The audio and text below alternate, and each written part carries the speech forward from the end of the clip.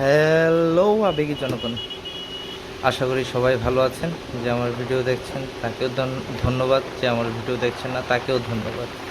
আহ, এসে গেলাম আপনাদের মাঝে নতুন ভিডিও নিয়ে। আজকে ভিডিওটা খুবই শর্টকাট। আজকে ভিডিওটা হচ্ছে আমরা হাতিরঝিল হয়ে আজকে আমরা বসুন্ধরা সিটি শপিং কমপ্লেক্সে যাব। তো যেতে যেতে আপনাদের সাথে কিছু ব্যাপার আমি একটু আলোচনা করতে চাই।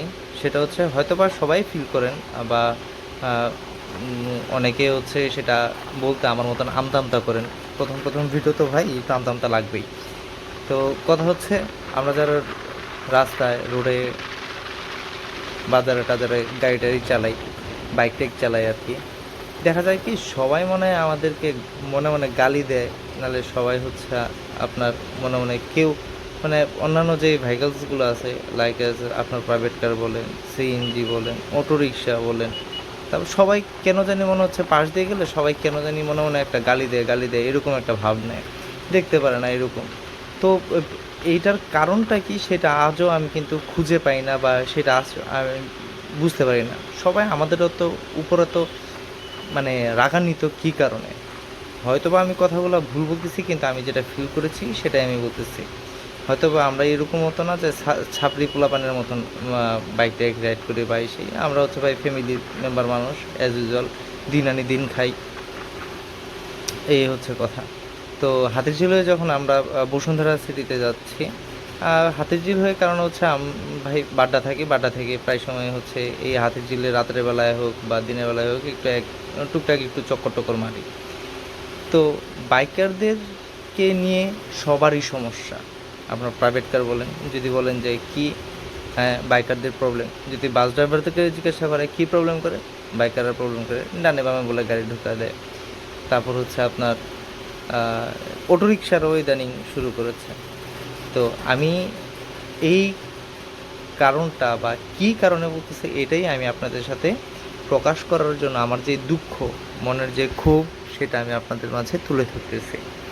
তো রাস্তায় যখন আমরা চলি দেখা যায় কি, আমি আপনাদেরকে প্রমাণস্বরূপ কিছু আর কি দেখাতে চাই।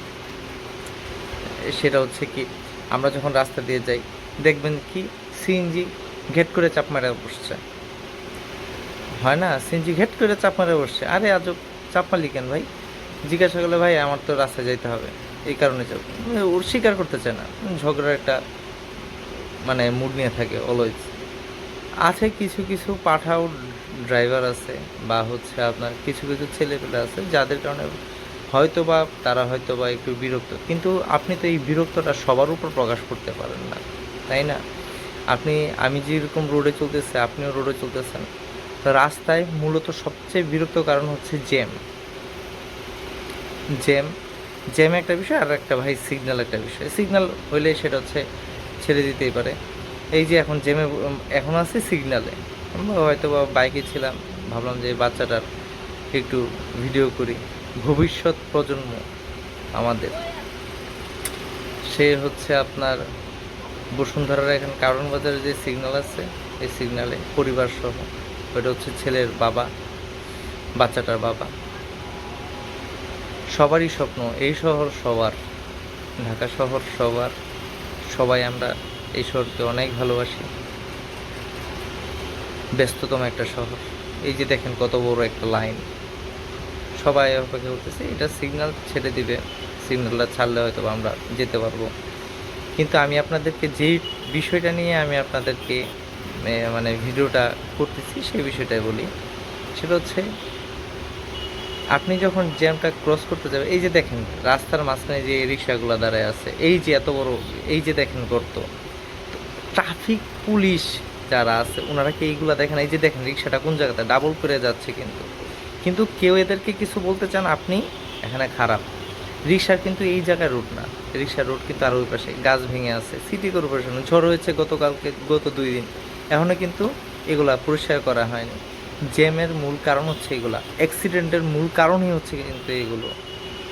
আপনি বাইকের অ্যাক্সিডেন্ট, এই যে দেখেন উল্টা মানে পিক আপ চাপ দিতেছে সেও দিতেছে, সবাই মনে করেন যে খালি বাম দিক দিয়ে সবাই আর কি ঘুরতে চায়, কিন্তু এটা তো উচিত না। আপনার একটু অসচেতনামূলক কর্মকাণ্ড তো আরেকজনকে বিপদ ডেকে আনতে পারে।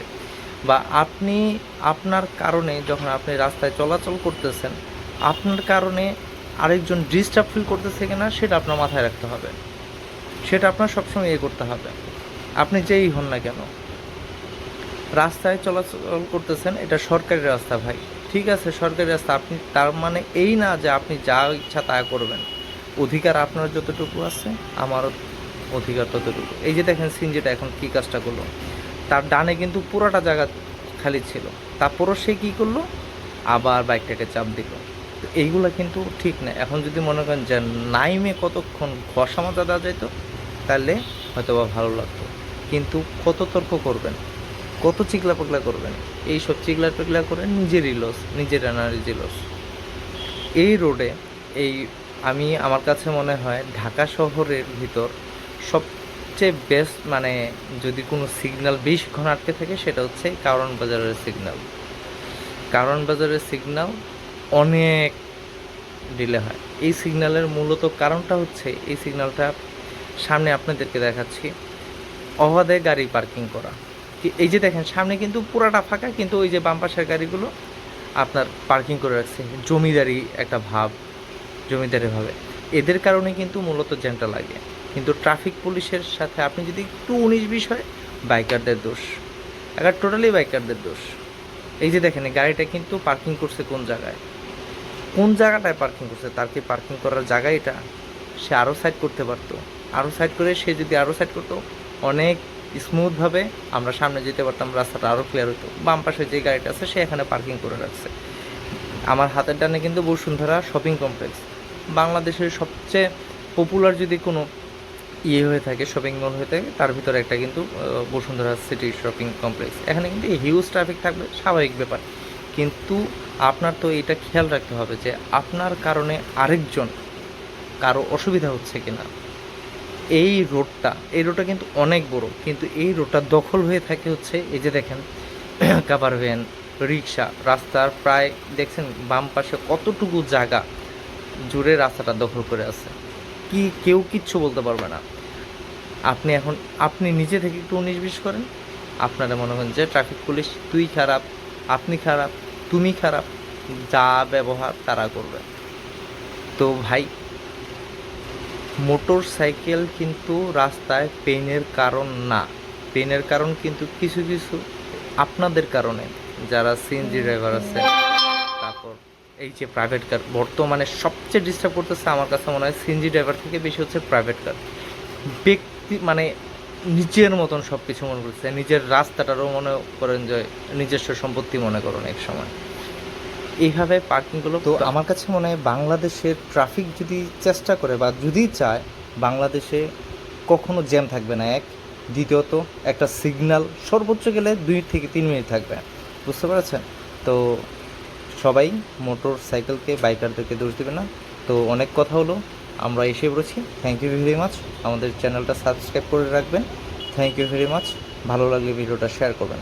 ধন্যবাদ সবাইকে। দোয়া করবেন সবার জন্য। সাবধানে থাকুন, নিরাপদে থাকুন। Thank you very much.